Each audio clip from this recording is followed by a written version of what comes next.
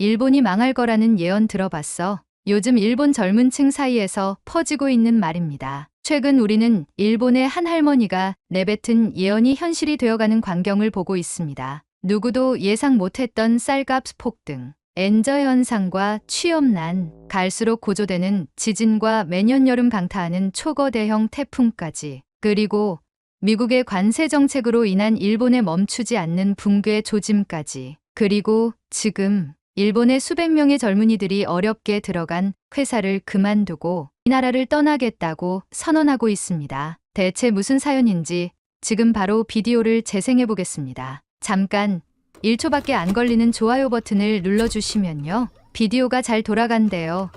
좋아요는 무료잖아요. 안녕하세요. 저는 도쿄에 살고 있는 경제 전문 기자 미사키 하루카라고 합니다. 평소에는 일본 내의 주식시장, 환율, 소비자 동향 같은 차가운 숫자들을 다루며 살아왔습니다. 그런 제가 이렇게 경제와 다른 신기하면서도 다시 한번 생각하면 어이없는 제 이야기를 꺼내게 될 줄은 상상도 못했어요. 지금 생각해도 오금이 떨리는데요. 2년 전 그냥 흘러가듯이 취재했던 한 무녀의 예언이 지금 이 순간 일본 전역을 발칵 뒤집고 있다는 사실이요. 지금 생각해도 소름 돋는 스토리를 처음부터 다시 이야기해 보겠습니다. 예언에 대해 믿지 않던 여러분이 어쩌면 저처럼 예언에 빠질 수도 있으니까요. 2023년 여름, 저는 편집장님의 지시로 규슈로 향하게 되었습니다. 당시만 해도 저는 그 취재를 그저 하나의 컬처 기사 정도로 여겼습니다. 경제기사만 쓰던 제게 갑자기 뜬금없는 신사와 무녀,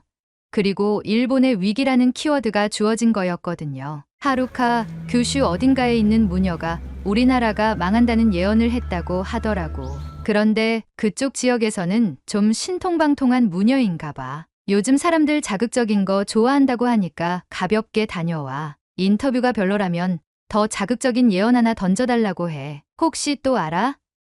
나중에 맞아떨어질지? 편집장님은 그렇게 말씀하셨습니다. 저 역시 크게 기대하지 않았습니다. 그저 소소한 일글거리나 하나 만들어 오면 되는 줄 알았어요. 지금 생각하면 참 순진했습니다. 후쿠오카 공항에 도착한 저는 렌터카를 빌려 한참이나 산길을 달렸습니다. 창밖으로 펼쳐진 풍경은 한가롭고 평화로웠습니다. 논밭이 끝없이 이어졌고 구름은 낮게 깔려 있었죠. 한참을 달린 끝에 도착한 마을은 정말 작고 조용한 곳이었습니다. 그리고 그 중심에 문제의 무녀가 있다는 신사에 도착할 수 있었습니다. 작은 돌계단을 올라가면 나오는 아담한 경내, 빨간 토리 문이 인상적이었습니다. 그곳에서 저는 신사 한켠에 앉아있는 오노 사야코라는 이름의 무녀를 만났습니다. 그녀는 생각보다 젊지 않았습니다. 희끗희끗한 머리칼에 깊은 주름이 자리한 얼굴. 하지만 눈빛은 맑고 단단했습니다. 바람에 흔들리는 작은 종소리 속에서 그녀는 조용히 저를 맞이했습니다. 당신이 나를 만나러 온 분이시군요. 네, 맞습니다. 미사키 하루카라고 합니다. 오늘 인터뷰를 요청드렸습니다. 저는 정중히 인사를 드리고 노트북을 꺼내 인터뷰를 진행하려고 했습니다. 그 순간 사야코 씨는 미소를 지으며 제게 얼굴을 들이밀었습니다. 그리고 그녀의 얼굴이 제 귓가에 가까이 다가와서 작게 속삭이던 그 말은 지금도 달기 친구야 하면서 하이파이브를 시전할 만큼 소름이 돋았습니다. 머지않아 일본은 밥 한 그릇의 소중함을 뼈저리게 알게 될 겁니다. 저는 그 말을 듣고 움찔하였고 그녀가 저를 지나 신사로 가는 모습을 한동안 바라보았습니다. 소름이 진정되고 멍한 상태로 그녀를 바라보고 있다가 그녀의 말을 노트북에 받아 적으려고 하던 순간 속으로 웃었습니다. 밥 한 그릇을 못 먹는다고? 일본에서 그게 가능한가? 21세기 일본에서 그런 일이 벌어질 리 없다고 생각했거든요. 저는 그녀의 뒷모습에 대고 소리쳤습니다. 어째서 그렇게 생각하십니까? 저는 조심스레 질문했습니다. 사야코 씨는 하늘을 잠시 올려다보았습니다. 그리고 아주 조용히 대답했습니다. 하늘과 땅은 오래전부터 경고를 보냅니다. 사람들은 그걸 보지 못하죠. 그 경고는 바람과 소리, 빛으로 보내는 거니까요. 하지만 곧 알게 될 겁니다. 바람과 빛, 그리고 소리가 모여 사람들의 눈에도 점점 보일 거니까요. 지금도 바람이 말해주고 있어요. 들리시나요? 그때까지만 해도 저는 그녀의 말을 진지하게 듣지 않았습니다. 그저 특이한 신앙심, 혹은 전통 문화에 대한 일화 정도로 받아들였을 뿐입니다. 이게 뭐야? 나도 저런 말은 수백 번 하겠다. 어이가 없네. 저는 인터뷰를 황급히 마친 후 간단히 신사의 사진과 사야코 씨 그리고 그녀의 말을 믿는 신앙심이 투철한 사람들의 사진을 몇 장을 찍고 가벼운 마음으로 도쿄로 돌아왔습니다. 그 취재 기사는 결국 문화 섹션 구석에 작게 실렸습니다. 독자 반응도 미미했고 편집장님도 이게 뭐야?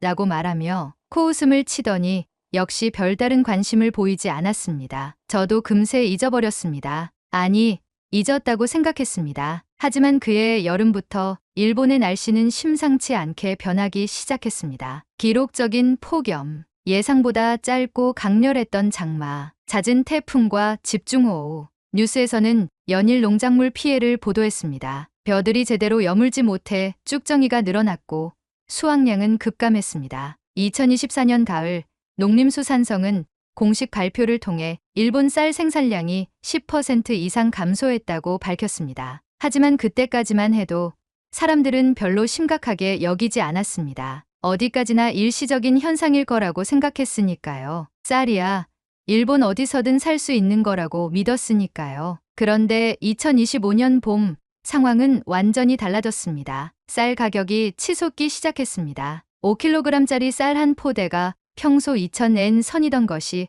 4,000엔을 넘기기 시작했습니다. 고급 브랜드 쌀은 5,000엔을 호가했고 일부 대형마트에서는 한 사람당 구매 수량을 제한하기에 이르렀습니다. 그제야 사람들은 이상함을 느끼기 시작했습니다. 뉴스에서는 연일 쌀값 폭등 사태를 보도했고 가계 부담을 걱정하는 소식이 쏟아졌습니다. 그리고 그 혼란의 한가운데서 저는 문득 2년 전 신사의 그 예언을 떠올리게 된 것이었습니다. 머지않아 밥 한 그릇의 소중함을 알게 될 겁니다. 그녀는 틀리지 않았습니다. 정확하게 그리고 무섭도록 차분하게 지금 이 상황을 예고했었습니다. 편집장님은 저를 다시 불러 특집 취재를 맡기셨습니다. 쌀값 폭등이 단순한 경제 문제가 아니라 사회 전체를 어떻게 흔드는지 다뤄보자. 그 순간 저는 무슨 생각이었는지 머리를 시속 300km로 스치는 무녀의 예언이 떠올랐습니다. 편집장님, 예전에 취재했던 그 무녀 말이에요.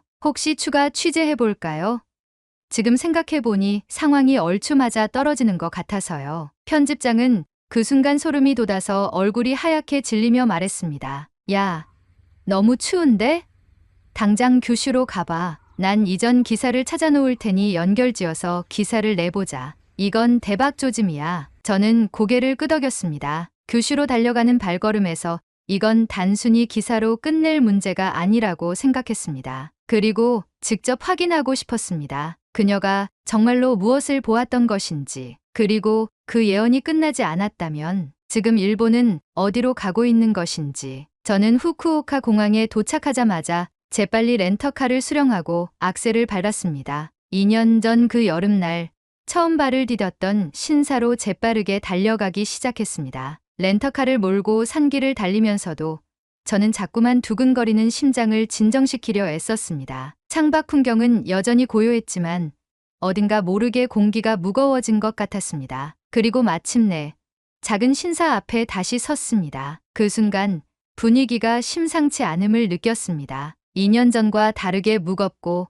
어두운 분위기, 금방이라도 오니가 튀어나올 법한 하중에 저를 짓눌렀습니다. 돌계단을 오르던 제 발걸음은 무거웠습니다. 빨간 토리 문은 그대로였지만 그 너머로 이어지는 경내는 어쩐지 더욱 쓸쓸해 보였습니다. 마침내 신사에 도착했고 저는 별채에 계시던 관리인 어르신께 조심스럽게 인사를 드리고 저는 본론을 꺼냈습니다. 혹시 오노 사야코 님을 다시 뵐 수 있을까요? 2년 전 여기서 인터뷰했던 기자입니다. 그 말에 관리인은 잠시 침묵하더니 고개를 숙이며 말했습니다. 사야코 님께서는 작년에 세상을 떠나셨습니다. 순간 숨이 멎는 듯 했습니다. 겨우겨우 침을 삼키고 저는 덧붙였습니다. 혹시 유족분을 만날 수 있을까요? 위로의 말씀이라도 전하고 가고 싶어서요. 관리인은 잠시 망설이다가 신사 뒤편에 있는 작은 집을 가리켰습니다. 그곳에는 사야코 님의 손녀가 살고 있다고 했습니다. 오노 미즈키, 26살, 신사복을 단정히 입은 젊은 여성. 그녀는 저를 조용히 맞이해 주었습니다. 처음 보는 얼굴이었지만 어딘지 모르게 익숙했습니다. 맑고 투명한 눈빛, 말없이 상대를 꿰뚫어보는 듯한 분위기. 사야코님의 기운이 고스란히 이어져 있는 것 같았어요. 저는 정중히 인사를 드리고 사야코님에 대해 조심스럽게 여쭈었습니다. 저는 2년 전 할머님을 취재했던 미사키 하루카라고 합니다. 당시 할머님께서 말씀하셨던 예언이 지금 현실이 되어버린 것 같아서 어떻게든 다시 찾아뵙고 싶었습니다. 미즈키 씨는 고개를 끄덕이며 저를 안으로 안내했습니다. 작은 다다미 방에 앉아 우리는 마주보았습니다. 늦게나마 할머님의 영혼의 안식이 깃들길 희망합니다. 삼가 조의를 표합니다. 그러자 미즈키 씨는 말없이 고개를 숙이며 아무 말도 하지 않았습니다. 적막이 감도는 분위기 속에서 한참을 망설이던 저는 결국 마음속에 담아두었던 질문을 꺼냈습니다. 혹시 할머님께서 마지막에 남기신 말씀 같은 게 있었을까요? 앞으로에 대한 무언가 예견하신 내용 같은 것이요. 미즈키 씨는 잠시 고개를 숙였습니다. 그리고 미동이 없이 한참을 그렇게 있었습니다. 저는 순간 미즈키 씨는 말을 못하는 벙어리인가? 라는 생각까지 들었습니다. 그녀를 만나고 여태 한마디도 하지 않았기 때문입니다. 그 순간 미즈키 씨는 고개를 서서히 들더니 생전의 사야코님의 눈빛을 제게 쏘며 아주 조심스럽게 입을 열었습니다. 할머니께서는 생전에 이런 말씀을 남기셨어요. 그녀는 떨리는 손으로 다담이 위를 쓸어내리며 말을 이어갔습니다. 미즈키, 하루에 한 번씩 일본을 대신해 한국의 용서를 빌어라. 이유는 없다. 그냥 뇌를 비우고 용서를 빌어라. 그리고 신사를 찾는 사람들에게 이 말을 꼭 전해라. 일본은 한국의 용서를 구하지 않으면 언젠가 한국에 종속될 것이다. 그 말을 듣는 순간 저는 숨을 삼켰습니다. 용서를 구하지 않으면 종속된다고요? 제 목소리는 떨렸습니다. 미즈키 씨는 고개를 끄덕였습니다. 그 눈빛은 조금도 흔들림이 없었습니다. 할머니께서는 늘 말씀하셨어요. 땅이 분노하면 하늘이 움직이고 하늘이 움직이면 사람들의 삶도 바뀐다고요. 저는 말없이 손에 쥔 녹음기를 내려다보았습니다. 방금 들은 이 말이 단순한 신앙의 언어로만 들리지는 않았습니다. 일본과 한국, 수십 년, 수백 년 동안 이어져 온 미묘한 관계, 그 사이에 여전히 매듭짓지 못한 역사적 과오들. 사야코님은 그것을 꿰뚫어보고 계셨던 걸까요? 저는 정신이 아득해졌습니다. 신사를 나설 때 미즈키 씨는 마지막으로 조용히 말했습니다. 할머니께서는 일본이 잊고 있는 것을 되찾아야 한다고 하셨어요. 제가 생각했을 때는 그것은 돈이나 권력이 아니라 진심인 것 같아요. 저는 고개를 숙여 깊이 인사드렸습니다. 그리고 신사의 경내를 천천히 걸어 내려왔습니다. 바람이 불었습니다. 종소리가 작게 울렸고 낙엽 하나가 제 발등을 스쳐 지나갔습니다. 돌아오는 길, 저는 차 안에서도 한참 동안 말을 잃었습니다. 편집장님께 보고할 생각도, 기사를 어떻게 풀어야 할지 고민할 생각도 들지 않았습니다. 오직 머릿속에 맴도는 것은 단 하나, 용서를 구하지 않으면 종속된다는 그 한 문장이었습니다. 도쿄로 돌아온 후에도 그 여운은 쉽게 사라지지 않았습니다. 사무실에 도착하니 제 자리에는 편집장님의 메모가 보였습니다. 들어오면 바로 편집장실로 무거운 마음을 안고 저는 편집장실 문을 두드렸습니다. 다녀왔습니다. 편집장님은 의자에 기대 앉아 팔짱을 낀 채 저를 바라보았습니다. 익숙한 날카로운 눈빛이었어요. 어때? 수학은 있었어? 저는 잠시 숨을 고른 후 신중히 말을 꺼냈습니다. 오노 사야코님은 작년에 돌아가셨습니다. 그래서 직접 뵙진 못했지만 손녀분을 통해 마지막 남긴 말씀을 들을 수 있었습니다. 편집장님은 고개를 끄덕이며 듣고 있었습니다. 뭐라고 하시던가? 저는 잠시 망설였습니다. 그리고 조심스럽게 그 말을 꺼냈습니다. 일본은 한국의 용서를 구하지 않으면 언젠가 한국에 종속될 것이다. 그렇게 말씀하셨다고 합니다. 방 안에 정적이 흘렀습니다. 편집장님은 한동안 아무 말도 하지 않았습니다. 그러더니 느긋하게 웃으며 말했습니다. 미사키, 농담하는 거 아니지? 저는 고개를 끄덕였습니다. 편집장님은 책상 위에 놓인 펜을 빙글빙글 굴리다가 한숨을 쉬었습니다. 나는 내가 쌀값 폭등의 경제적 요인이라든가 소비자 심리 변화 같은 걸 캐올 줄 알았거든. 근데 지금 들려주는 건 신비주의에 가까운 예언만 가지고 왔네. 저는 억울한 마음을 꾹 눌러 삼켰습니다. 그렇지만 이게 지금 일본에서 일어나고 있는 일과 무관하지 않다는 걸 본능적으로 느끼고 있었습니다. 편집장님, 단순한 예언이 아닐지도 모릅니다. 실제로 지금 일본 소비자들이 한국산 쌀을 찾고 있습니다. 온라인 주문은 물론이고 한국 여행을 다녀온 사람들이 쌀을 캐리어에 가득 담아 오고 있어요. 편집장님은 제 말을 듣고 다시 자세를 고쳐 앉았습니다. 이번에는 더 진지한 눈빛이었어요. 팩트를 잡아와. 느낌이나 추상적인 이야기 말고 실제로 사람들이 한국 쌀을 사들이고 있다는 증거, 현장감 있는 취재를. 네, 알겠습니다. 만약 내가 말한 그 흐름이 진짜라면 그건 단순히 쌀값 문제를 넘어선 큰 변화야. 사회 구조, 민심, 더 나아가 나라 간 관계까지 흔들릴 수 있어. 편집장님은 그렇게 말하고 저를 향해 고개를 끄덕였습니다. 내 감은 믿어. 하지만 독자들은 감이 아니라 사실을 원한다. 저는 편집장실을 나오면서 가슴 한쪽이 묘하게 뜨거워지는 걸 느꼈습니다. 이제는 단순한 취재가 아니었습니다. 저는 진짜 변화의 물줄기를 직접 찾아내야 했습니다. 그런데 며칠 후 저는 쌀값 동향을 정리하며 자료를 모으던 중 눈에 띄는 이상현상을 발견했습니다. 바로 한국산 쌀이었습니다. 단순한 수입이 아니었습니다. 일본인들이 한국에서 직접 쌀을 사와서 캐리어에 담아 귀국하는 사례가 급증하고 있었습니다. SNS에는 이런 글들이 쏟아졌습니다. 한국 쌀이 더 싸고 맛있다. 가족 부탁으로 한국 쌀 사서 왔다. 이제는 여행 갈 때 캐리어 반은 쌀로 채워야 한다. 저는 얼어붙은 듯 컴퓨터 화면을 바라보았습니다. 소름이 돋았습니다. 아무도 강요하지 않았는데, 아무도 명령하지 않았는데, 사람들은 조용히 한국으로 발걸음을 옮기고 있었습니다. 식탁 위 작은 쌀알이 국경을 넘고 있었습니다. 그리고 일본 사람들은 스스로 한국의 손길을 찾고 있었습니다. 팩트를 잡아와. 편집장님의 마지막 말이 귓가에 쟁쟁하게 맴돌았습니다. 느낌만으로는 독자를 설득할 수 없다는 것.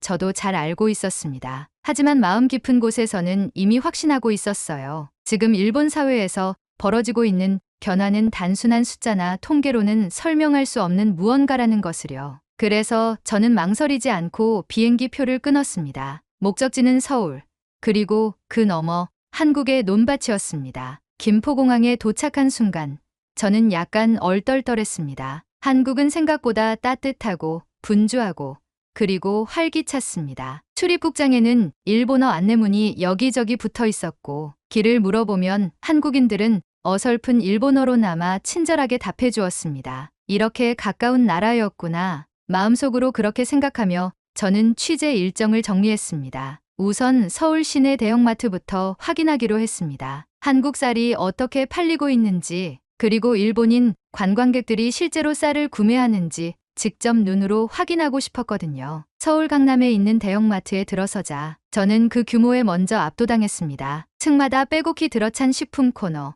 사람들로 북적이는 통로, 쌀 코너를 찾아갔을 때 저는 놀랄 수밖에 없었습니다. 진열대 가득 쌓여있는 한국산 쌀, 다양한 브랜드, 다양한 품종, 5kg, 10kg, 심지어 20kg 포대까지 종류가 어마어마했습니다. 그리고 그 앞에서 여행용 캐리어를 끌며 쌀을 고르고 있는 일본인 관광객들을 실제로 볼 수 있었습니다. 그들은 신중하게 포대를 고르고 모바일 번역기로 상품 설명을 읽어가며 하나둘 장바구니에 담고 있었습니다. 저는 한참을 그 장면을 바라보다가 조심스럽게 다가가 말을 걸었습니다. 실례합니다. 혹시 일본에서 오셨나요? 네, 맞아요. 30대 초반쯤 되어 보이는 여성 두 분은 약간 놀라면서도 친절하게 웃으며 대답해 주었습니다. 한국 쌀, 일본보다 훨씬 싸고 맛있대서요. 가족들이 부탁해서 사가는 거예요. 저희 동네 마트에는 요즘 좋은 쌀이 별로 없거든요. 가격도 비싸고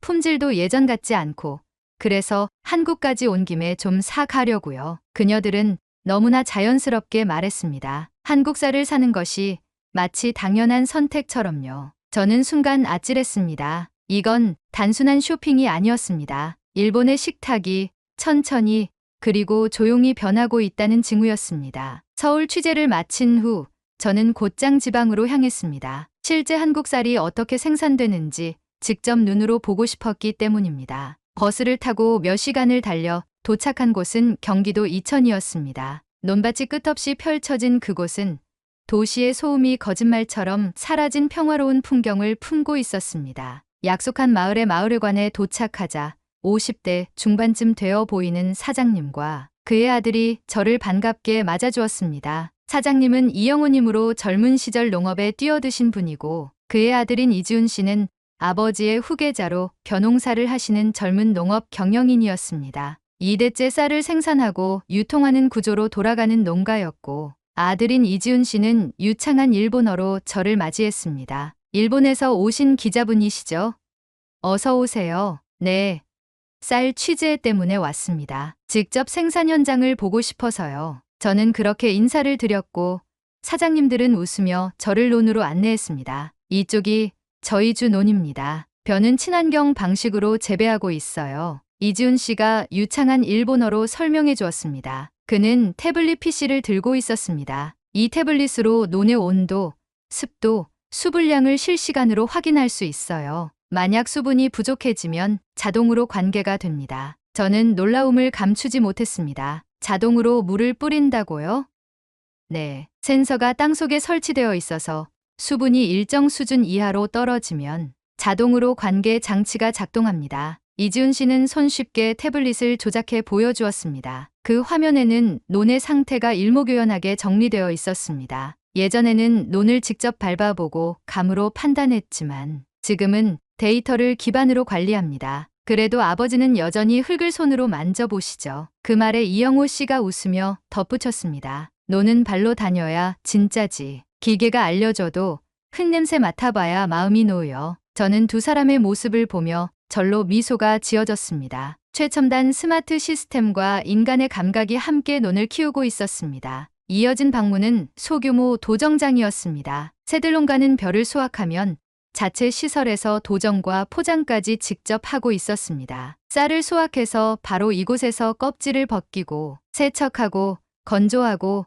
포장까지 합니다. 이지훈 씨는 생산부터 유통까지 하나로 이어진 과정을 자세히 설명해 주었습니다. 농협이나 대기업에 맡기는 게 아니라 우리가 품질을 직접 관리하는 거죠. 그래야 믿을 수 있으니까요. 도정기계에서 갓 나온 쌀알은 햇빛처럼 반짝이며 빛났습니다. 포장지에는 새들농가라는 이름과 함께 친환경 재배, 스마트팜 인증이라는 문구가 선명히 새겨져 있었습니다. 견학을 마친 후 이지훈 씨는 저에게 작은 도시락을 건넸습니다. 오늘 벼농사 이야기 듣느라 힘드셨죠? 이건 우리 논에서 나온 햅쌀로 지은 밥이에요. 어머니가 싸주신 도시락인데 한번 드셔보세요. 보온 도시락 안에는 따끈한 흰쌀밥과 다양한 한국식 반찬이 담겨 있었습니다. 배가 고팠던 터라 한 입을 넣는 순간 저는 눈을 감았습니다. 밥알 하나하나가 살아 움직이는 듯 했습니다. 달콤했고 부드러웠고 무엇보다 진심이 느껴졌습니다.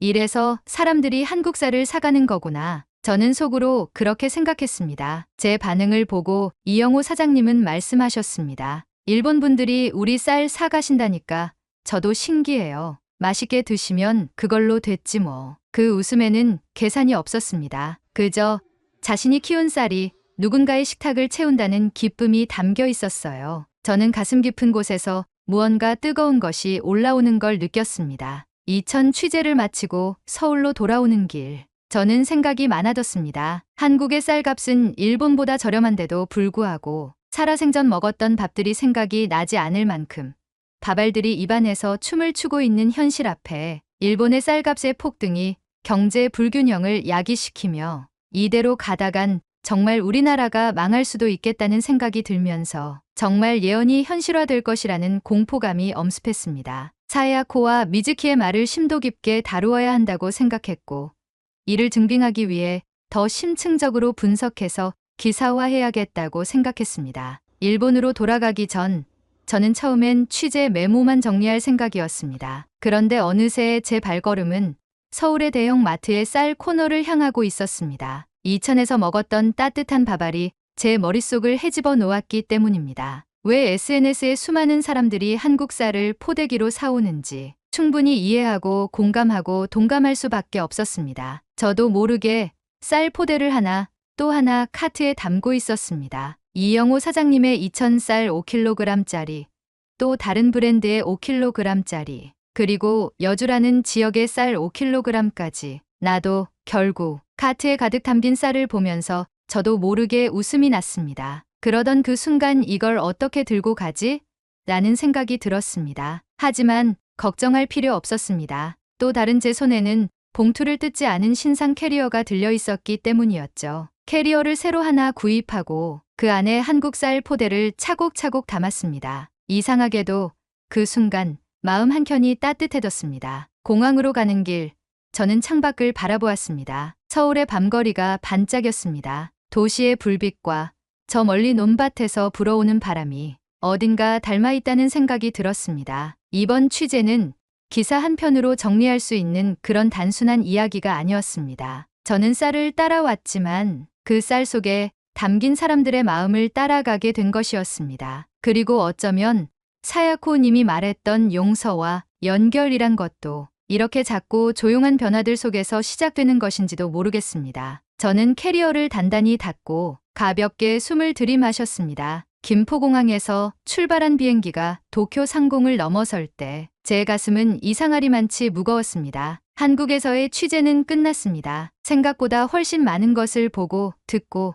느꼈습니다. 하지만 비행기에서 내리는 순간부터 저는 막연히 알 수 있었습니다. 이걸 일본에서 쉽게 이야기할 수 없을 거라는 것을요. 편집국으로 돌아간 다음 날 저는 준비해온 자료와 메모를 정리해 편집장님 앞에 섰습니다. 그래서 어떤 결론을 내렸나? 편집장님의 질문에 저는 숨을 고르며 대답했습니다. 한국 쌀은 품질, 생산 체계, 농가의 의식 수준 모두 예상 이상이었습니다. 지금 일본에서 벌어지고 있는 쌀값 폭등은 단순한 자연재해 때문이 아닙니다. 우리 농업 시스템이 구조적으로 약해졌기 때문입니다. 한국은 이미 준비를 마쳤습니다. 우리는 변하지 않으면. 제 말을 들은 편집장님은 책상 위를 손가락으로 두드리며 잠시 침묵했습니다. 그러다 무심한 듯 말했습니다. 이건 기사화하면 안 되겠군. 네, 저는 숨이 멎는 것 같았습니다. 한국을 칭찬하는 기사, 일본 농업이 위험하다는 기사, 그걸 우리가 먼저 세상에 공개하자는 건가? 편집장님의 얼굴에는 미묘한 냉소가 떠올랐습니다. 하루카 씨, 일본은 일본답게 자존심을 지켜야 해. 이런 기사 내보내봤자 괜히 사방에서 공격만 당해. 그 말에 저는 아무 말도 할 수 없었습니다. 숨이 막혔습니다. 퇴근길, 저는 지하철 창밖을 멍하니 바라보았습니다. 자존심을 지키자. 편집장님의 그 말이 자꾸 맴돌았습니다. 정말 그것이 자존심일까? 진실을 외면하는 것이, 잘못을 감추는 것이 과연 일본의 자존심일까? 머릿속에 사야코 님의 목소리가 떠올랐습니다. 일본은 한국의 용서를 구하지 않으면 결국 종속될 것이다. 그 예언이 갑자기 너무도 또렷하게 들려왔습니다. 한국에서 본 것은 단순한 기술이나 품질의 문제가 아니었습니다. 그곳에는 사람을 생각하는 마음이 있었습니다. 땅을 존중하고 식탁을 사랑하는 사람들이 있었습니다. 그리고 일본은 어쩌면 그런 기본적인 마음을 잃어버린 채 오로지 겉모습과 자존심만을 지키려 하고 있었습니다. 그걸 깨달은 순간 저는 더 이상 침묵할 수 없었습니다. 집에 돌아오자마자 저는 노트북을 켰습니다. 그리고 조심스럽게 SNS에 글을 쓰기 시작했습니다. 한국에서 본 것, 일본에서 느낀 것, 그리고 우리가 외면하고 있는 것, 한 글자, 한 글자, 마음을 담아 써내려갔습니다. 거창한 주장은 하지 않았습니다. 그저 제가 보고 느낀 것을 솔직하게 적었습니다. 비싸더라도 일본 쌀을 먹어야 한다고 말하고 싶었습니다. 하지만 한국에서 저는 우리가 무엇을 잃었는지 보았습니다. 식탁을 지키는 일은 자존심을 세우는 일이 아니라 진심을 지키는 일입니다. 우리는 그 진심을 잊었습니다. 글을 올리고 나니 숨이 턱 막혔습니다. 하지만 곧 수많은 공감의 댓글이 달리기 시작했습니다. 나도 그렇게 느꼈습니다. 우리는 변해야 합니다. 고맙습니다. 용기를 내주셔서. 그러나 예상했던 일도 곧 벌어졌습니다. 편집장님에게서 전화가 왔습니다. 하루카 씨, 당장 글 내리게. 목소리는 차갑고 단호했습니다. 회사 방침 위반이야. 안 내리면 책임져야 할 거야. 저는 천천히 눈을 감았습니다. 그리고 조용히 대답했습니다. 감사했습니다. 그날 밤 저는 퇴사 서류를 정리했습니다. 미련은 없었습니다. 오히려 마음이 홀가분했습니다. 마지막으로 이 사연을 쓰게 된 이유는 단 하나입니다. 저는 일본이 스스로 잘못을 뉘우치는 나라가 되기를 바랍니다. 한국에 대해 진심으로 용서를 구할 수 있는 나라가 되기를 바랍니다. 겉으로만 자존심을 지키려 하지 않고 진심으로 고개를 숙일 줄 아는 나라가 되기를. 사야코 님의 예언을 저는 믿기로 했습니다. 그것이 이 땅에 사는 한 사람으로서 제가 할 수 있는 가장 작은 사죄라고 생각했기 때문입니다. 한 줌의 쌀, 그 작은 생명의 결실 위에 진심을 다시 새길 수 있기를. 저는 조용히 이 글을 마칩니다. 오늘의 사연은 여기까지입니다. 오늘 사연에 대한 여러분의 생각을 댓글로 남겨 감동 비디오의 마지막을 장식해주세요. 그리고 오늘의 비디오가 공감이 되신다면 구독, 좋아요 한 번씩 부탁드리겠습니다. 여러분의 댓글 하나하나가 영상을 제작하는데 큰 힘이 됩니다. 다음엔 더 흥미로운 사연으로 여러분을 찾아뵙겠습니다. 시청해주셔서 감사합니다.